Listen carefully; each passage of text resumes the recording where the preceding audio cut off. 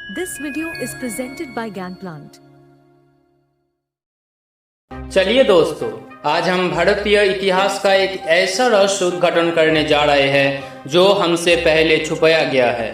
जो तथ्य या हमारे सामने कभी भी नहीं आया, हम आज उसके ऊपर बात करेंगे।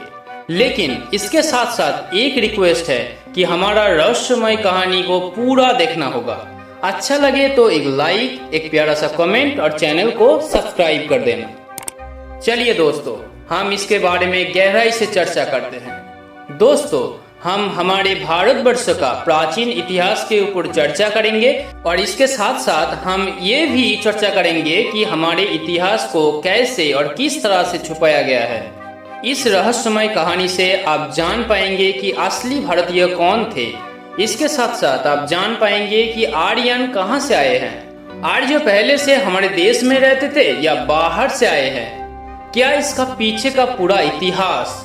चलिए दोस्तों, हम हमारा जर्नी यही से स्टार्ट करते हैं। विश्व के कई scientist, archaeologist, geologist and biologist द्वारा इसकी पुष्टि की गई है कि प्राचीन भारतीय सभी मामलों में मोहन थे, चाहे वो संस्कृति, विज्ञान और प्रौद्योगिकी, प्रबंधन, अर्थशास्त्र, पर्यावरण संरक्षण और शिक्षा प्रणाली हो। मॉर्टिमर व्हीलर, मैक्स मूलर और थॉमस मैगले ने इस महान राष्ट्रों, इसके लुकाचार और आस्था के खिलाफ फॉल्स नैरेटिव के साथ क्या लिखा।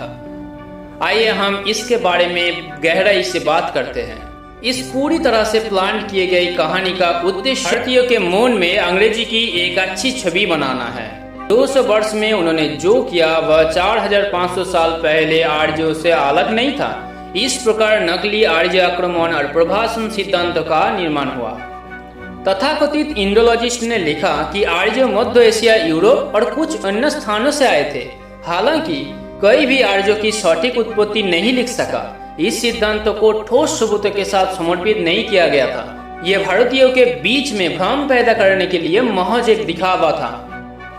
दूसरा कारण यह था कि उस काल में acceptability, vast knowledge, deeper scientific roots and technological development ने कई विदेशियों के बीच हीन भावना पैदा कर दी थी। इसलिए वे भारतीयों के मन में ये धारणा पैदा करना चाहते थे कि हम भारतीयों को अपनी संस्कृति और आस्था पर शर्म महसूस करना चाहिए और ऐसे ही गुलामी का मानसिकता विकसित हुई।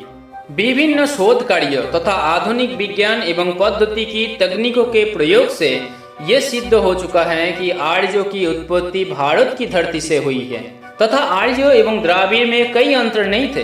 कैम्ब्रिज विश्वविद्यालय के प्रोफेसर केवी सिल्क के नेतृत्व में 13,000 नमूने के साथ टार्टू विश्वविद्यालय एस्टोनिया में किए गए डीएनए अध्ययन ने स्पष्ट रूप से ये पुष्टि की कि प्राचीन भारतीयों और आर्यों और द्राविड़ों के पूर्वज एक ही थे। कार्बन डेटिंग के अनुसार हरियाणा के राखीगढ़ी में मिली 4500 वर्ष पुरानी महिला की संरचना पर हाल ही में किए गए अध्ययन में डीएनए परीक्षण से निष्कर्ष ये निकला है कि उसका डीएनए उस समय का ये मध्य एशिया या यूरोप लोगों से मेल नहीं खाता है। इससे साबित होता है कि भारत को ग्लोबल प्लेटफॉर्म पर नीचा दिखाने और भारतीय संस्कृति और आस्था को नष्ट करने के लिए एक अच्छी तरह से प्लान किए गए फॉल्स नैरेटिव है। यूएस लैंडसैट को 1970 में सरस्वती नदी के फर्स्ट एविडेंस मिले। विभिन्न भूवैज्ञानिकों और पुरातत्वविदों द्वारा विभिन्न कलाकृतियों, पैलियो चैनल और रिवर ड्रिलिंग ऑपरेशन के निशान और कई अन्य सबूतों के साथ आगे के अध्ययन से साबित हुआ कि सिंधु नदी के साथ साथ सरस्वती नदी भी प्रचलित थी। नदी के किनारे विभिन्न शहरों की नगर योजना दुनिया में उच्चतम और सर्वोत्तम माना जाता था। शोधकर्ताओं को विभिन्न प्रकार के उपकरण, धातु और उसके मिश्र धातु से बनी सामग्रियां मिली। इसलिए प्राचीन भारतीयों में द्राविड़ों और आर्यों की अवधारणा नहीं थी। सभी लोग वैदिक सिद्धांतों का पालन करते हुए एक दूसरे के साथ सद्भाव में रहते थे और साथ ही पर्यावरण में संतुलन बनाए रखते थे और सामाजिक और आर्थिक रूप से बढ़ते थे। झूठे सिद्धांत ने south India and rest of India के लोगों के बीच कुछ हद तक विभाजन पैदा कर दिया। कई द्राविड़ों ने इस सिद्धांतों को अपने दिल की गहराई में ले लिया था। इससे भूमिपुत्रों के बीच दूरियां पैदा हो गई।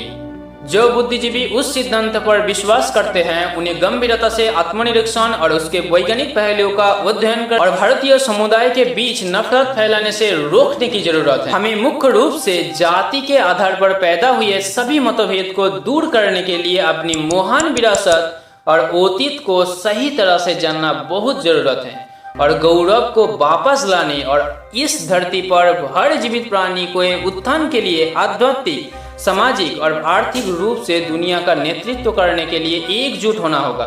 दोस्तों, हम ऐसे ही बहुत सारे मिस्टीरियस सीरीज के साथ आ रहे हैं जो हमें इसके पहले शायद ही पता था। ये कहानी अच्छा लगे तो चैनल को सब्सक्राइब कर देना और हमारे साथ जुड़े रहना। Thank you.